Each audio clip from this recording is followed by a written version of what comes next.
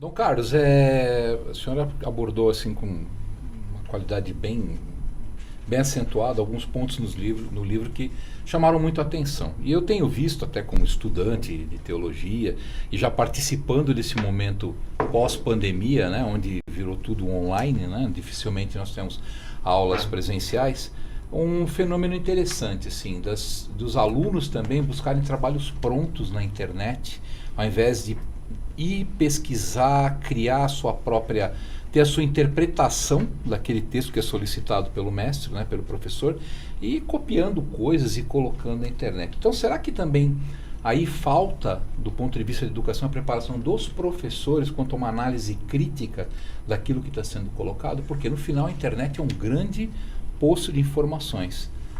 Como nós temos informações boas, o senhor tinha citado, nós temos informações ruins também. E aí corre-se o risco da formação da pessoa ser afetada por conta disso. O senhor acha que os professores também precisariam ter uma preparação melhor, um senso crítico, pesquisar mais? O que o senhor acha? Eu acho que isso faz parte da própria vocação do professor, né? O professor, ele tem que avançar muito mais do que os próprios alunos. Vamos supor, se ele quer recomendar um livro para os alunos lerem, ele tem que ler 5, 6 livros para achar qual deles é o mais conveniente, né? Ele, para preparar um assunto, ele tem que fazer uma pesquisa aprofundada para poder transmitir. Hoje em dia, graças à internet, os professores estão sendo muito mais exigidos do que antes. Exato. Né? Porque o professor está dando uma aula, falando de algum assunto, dando algum dado, de repente o aluno fala: professor, essa data que o senhor disse não está errada, aqui o Google diz que é outra data. Então, existe uma vigilância muito maior agora. Online real time, né? Sobre a qualidade das aulas. Então, eu penso que o grande desafio é precisamente esse. A gente tem uma espécie de floresta imensa de informações, né, que a internet nos traz, e nós precisamos saber selecionar, né, aquilo que de fato é relevante, aquilo que de fato corresponde à realidade, né? Porque também não é o fato de estar na internet que aquilo é verdadeiro, né? As mentiras estão por todo lado, né? Então, eu acho que existe um trabalho de pesquisa, eu diria até mais aprofundado, mais detido, para poder encontrar realmente aquilo que é fundamental. Então, o professor tem que ensinar isso aos alunos, né? Quer dizer, se ele quer que os alunos façam uma pesquisa verdadeira, ele não pode se contentar em copiar o que já existe na internet, né? Tem que fazer os alunos pensar. Eu acho que a grande questão é ajudar as pessoas a pensar, né? A expor as ideias, elaborando as ideias, pensar nelas, tirar consequências, chegar a conclusões, né?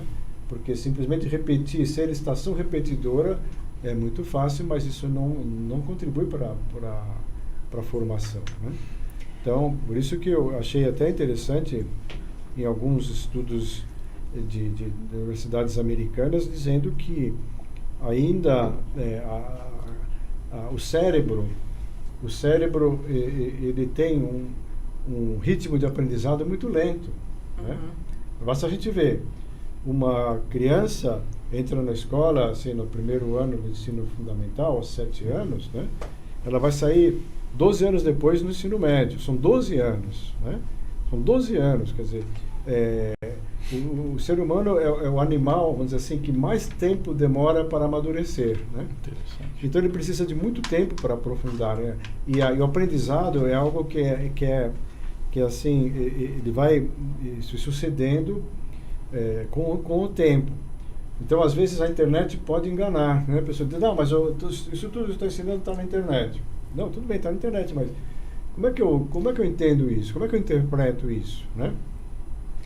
Inclusive, ele diz aí, um desses autores, diz que existem uns neurônios no cérebro para diminuir o ritmo da cabeça, para ir mais lento, né?